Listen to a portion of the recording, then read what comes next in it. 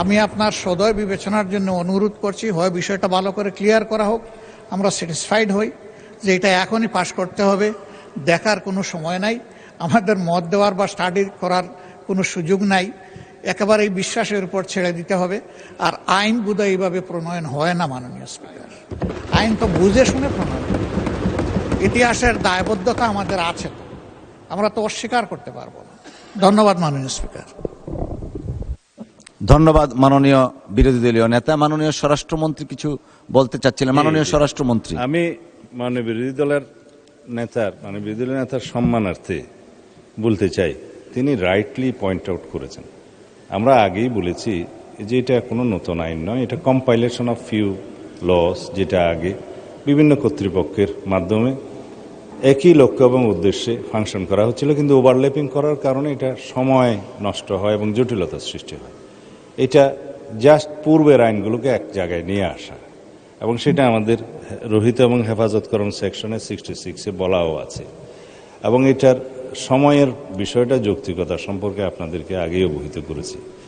আমরা নিজেরাই খুশি হতাম যদি আরও আগে বিলটা আনতে পারতাম, এবং এই পার্লামেন্টটা আরও বিলম্বিত করা যাচ্ছে না। দেশের যে বন্যা পরিস্থিতি এবং বিভিন্ন কারণে সমস্ত সংসদ সদস্যগণের একটা তাগাদাও আছে যে পার্লামেন্টে যেন আজকের মধ্যে এটা অধিবেশন সমাপ্ত করা হয়। বিভিন্ন কারণে আমরা সময়ের সীমাবদ্ধতার কথা বলছি।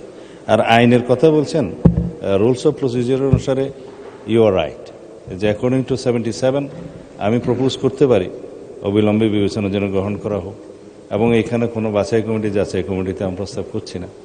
কিন্তু একটা বিষয়, তারা যে সংশোধনী প্রস্তাবগুলো দিতে পারতেন সেটা আসলেই সেটা সময়ের কারণে হচ্ছে না। তা আমি তো প্রতিশ্রুতি দিচ্ছি যে মাননীয় সদস্যগণ যে সমস্ত ধারার মধ্যে সংশোধনী আনতে চান, আপনারা যদি সেটা নিয়ে আসেন, আমরা সেটা সংশোধনীটা গ্রহণ করব যৌক্তিকভাবে পরে, এবং সেটা আগামী সেশনও হতে পারে।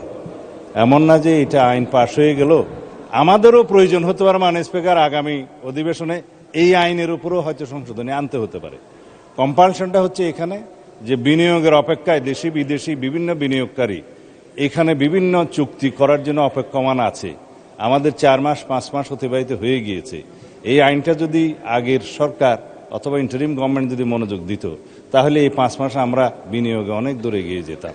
সুতরাং new government, new aspiration, public aspiration অনেক বেশি, এবং আমাদের নতুন এসপিরেশন অনুসারে গ্লোবাল ডিমান্ড অনুসারে আমাদেরকে যেতে হচ্ছে পৃথিবীর অন্যান্য দেশের আইন কানুনের সাথে সামঞ্জস্য রেখে। যদি এই সুযোগটা আমরা নিতে চাই, তাহলে আমাদের আইনটা আজকে পাশ করা দরকার। এবং এখানে যে সমস্ত ধারায় মাননীয় বিরোধী দলীয় সদস্যরা সংশোধনী আনতে চান, আমি আবারও প্রতিশ্রুতি দিচ্ছি মাননীয় প্রধানমন্ত্রীর পক্ষে সেই সংশোধনীগুলো আমরা গ্রহণ করব যদি যৌক্তিক হয়।